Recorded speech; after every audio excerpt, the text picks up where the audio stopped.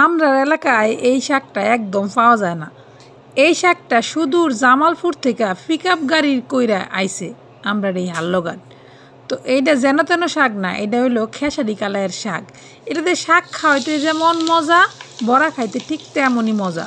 তো জামালপুর খাইছি শাক, বড়াটা আর খাওয়া হয়েছে না।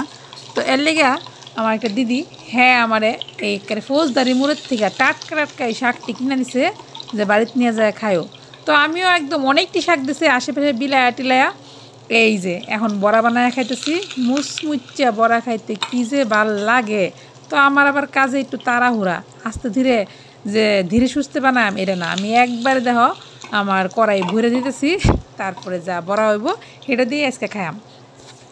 তো লস খেসারি কালের বড়াডি তেমন কিছু না, তুমি তো জানোই কী দিয়ে এই করণ লাগে। আমার আজকে চাউলের গুঁড়ি আসিল না, আমি আটা দিয়ে গুলায়া করছি, এর লেগে এই অবস্থা আর কি। এর লেগে গরম গরম খেয়ালবাম, চাইলে বেসন দিয়েও করতে রো, আর আতপ চালের গুঁড়া দেওয়া করলে তো কোনো কথাই নেই, জাস্ট ওয়াও। তো এই তো মচমুচে বড়া বাঁচতে বাঁচতে তোমরা লগে দুই হান গপ্প করি আর কি। আর কেমনে করে বাঁচতেছি এই রেসিপিটা তোমরা লগে শেয়ার করবাম, কারণ তোমরা লগে শেয়ার না করলে আমার তোমার পেটের ব্যথা হজম হয় না, কারণ বড়াটি খায়াও হজম হইতো না, বুঝছো না? যেহেতু ভিডিও করি তাই তোমরা লগে শেয়ার করতেছি। তো লও বক বক না কইরা পুরাটাই তোমরা লগে শেয়ার করি।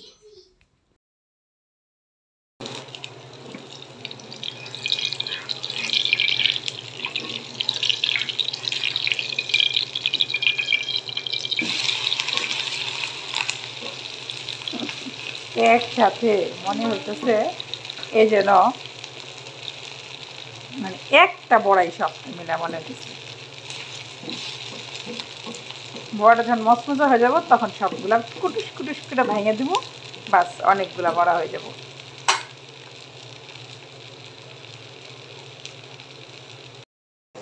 তো তোমরা প্রশ্ন করতে পারো যে কলাই শাক তো আগে দেখাইলে না, কলাই শাক কোনটা?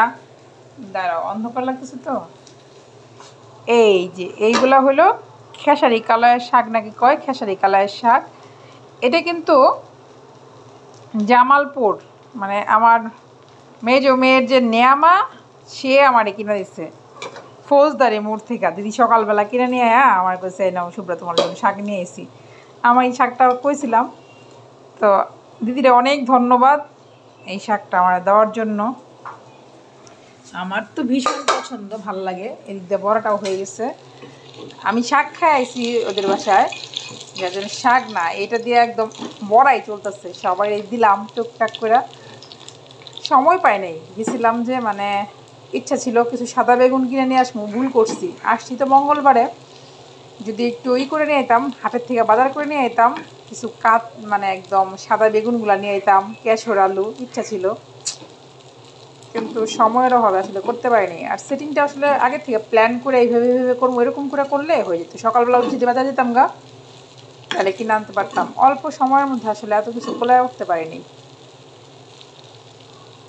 এই আর কি। এখন বড়াগুলা ভাঙার পালা, এই যে ছেড়ে দেবো। এখন ভাজা হয়ে গেলে, মচমচা হয়ে গেলে আস্তে আস্তে ছেড়ে দেবো। আমার ভীষণ ভালো লাগে খেতে। মা করে দিছিল কালকে, মার এনে খেয়েছিলাম, আজকে বাসায় করে দিচ্ছি। সকালে বাচ্চার বাবারে করে দিছি, হ্যাঁ চলে গেছে। এখন শ্বশুর বাচ্চারা খাইতে বসবো, ওদের জন্য বলছি দুপুরে একদম গরম গরম বড়া করে দিব আর কি।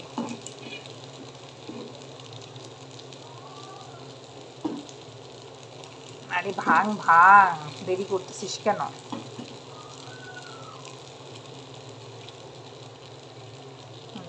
মশা হয়ে গেছে।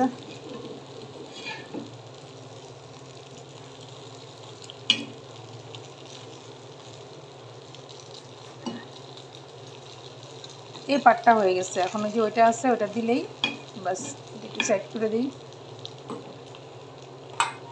আর দুইটা বড়া দিলেই হয়ে যাবে।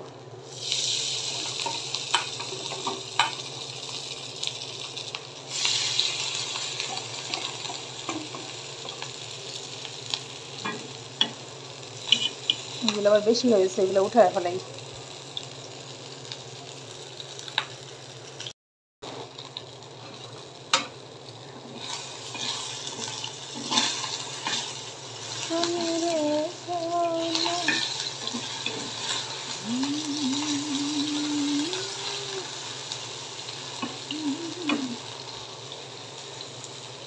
একদম মচমচে মুচমুচে বড়া কিন্তু হয়ে গেছে। এই যে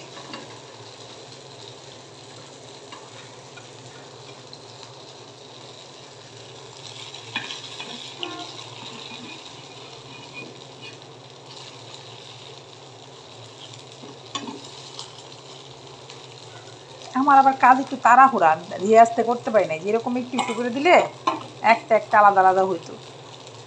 আমার আবার এত ধীরে সুস্থে কাজ করতে ভাল লাগে না, যা করো একবারে ঝটপট।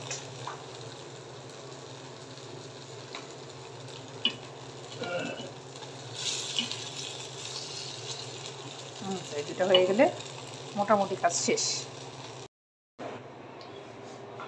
এই তো বড়ার ভাত বাড়া শেষ, আলু সিদ্ধ বড়া আর ট্যাংরা মাছের ঝোল রান্না করছি। আমি বাপির খাবারটা দিয়ে আসি।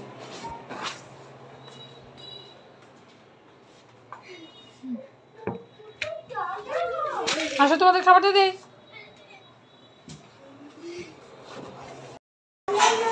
বাপির ভাত দেওয়া শেষ। আমার আবার বড়া মচমচা খাইতেই পছন্দ হয় ভাতের যে, আমারটা আমি খাই নিয়ে। তুমি কি করেছো এনে?